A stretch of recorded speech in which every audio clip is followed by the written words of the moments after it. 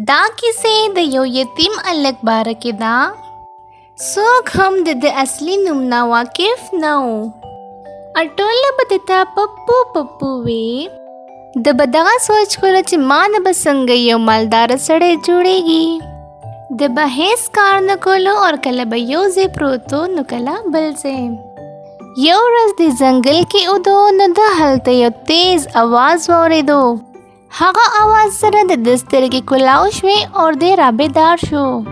د چې څنګه مخامخ وکتو نو هلته دوه ښاپیرې ولاړې وې. یوه ډېره سپینه وه او بله تکه توره وه.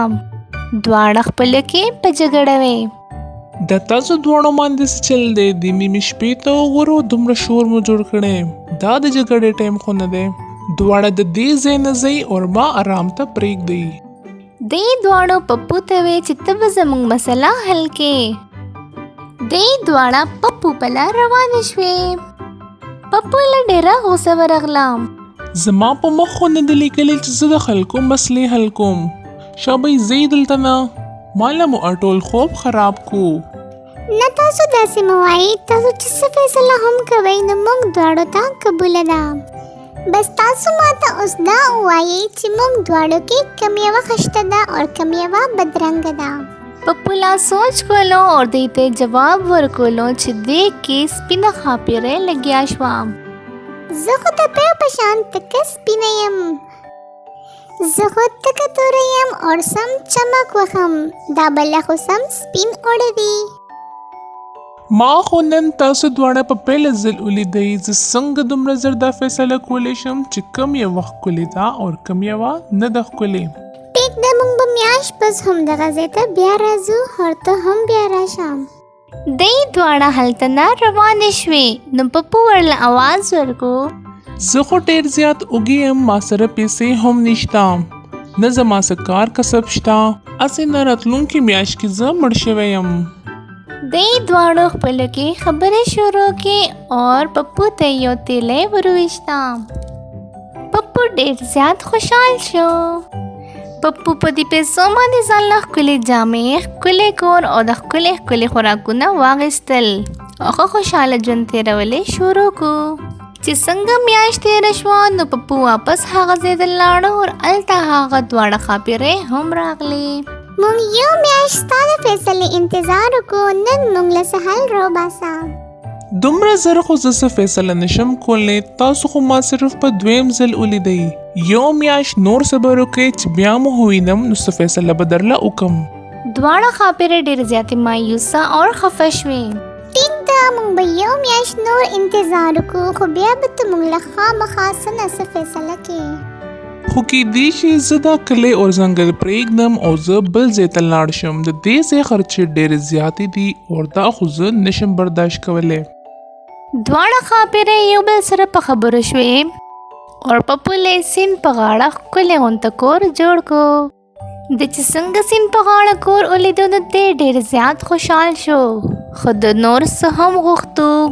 د دواړه ښاپیرو ته وویل تاسو دواړو ماله ډېر ښایسته کور راکړو. زه ستاسو ډېر زیات شکرګزار یم. دې نه علاوه ماته د پیسو ضرورت هم دی. دې دواړو ښاپیرو د له یو ځل بیا پیسې ورکړې او دی ډېر زیات خوشحال و او کور ته لاړو. اوس د سره ښه مال او جایداد و. په کلي کې د ده یو جینۍ خوښه وه خو د هغې دی بالکل نه خوښ، ځکه چې د به هېڅ کار نه کولو. د ښکلي کور او د مال د وجې د دې مور پلار د له دا جینۍ ورکا او دی ډېر زیات خوشحال و.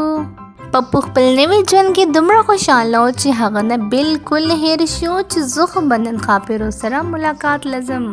چې نیمه شپه شوه دی د آرام ټایم شو نو چا ورته ور وټکولو. پپو بهر راووتو چې ویې کتل نو دواړه ښاپیرۍ ورته مخې ته ولاړې وې. تاسو دواړو کې عقل شته او که نه؟ په دې ټایم څوک چاته ورډبوي؟ راځئ چې دلته نو ځنګل پله لاړ شو. دواړه ښاپیرۍ او پپو ځنګل په لار روان شو. دی درې واړه چې څنګه ځنګل ته ورسېدو نو یو ښاپیرۍ پکې خبره شروع کړه. نن خو تا موږ دواړه په درېیم ځل هم ولیدو. اوس څه فیصله وکړه چې موږ مطمئن شو او ستا کار هم ختم شي. مال او دولت د وجې پپو کې غرور راغلی و. هغه دې دواړو ته ډېر سپک وکتو او بد ردي ورته وویې. تاسو دواړو کې تور اور سپین رنگ نه علاوه هیڅ هم نشته. نن سبا خلک مال او دولت ګوري، ستاسو د مخونو ته بلا څوک ګوري. نن سبا د خلکو عیبونه په پیسو باندې پټیږي. چا سره چې مال او دولت ډیر وي نو هغې کې هیڅ عیب نه وي.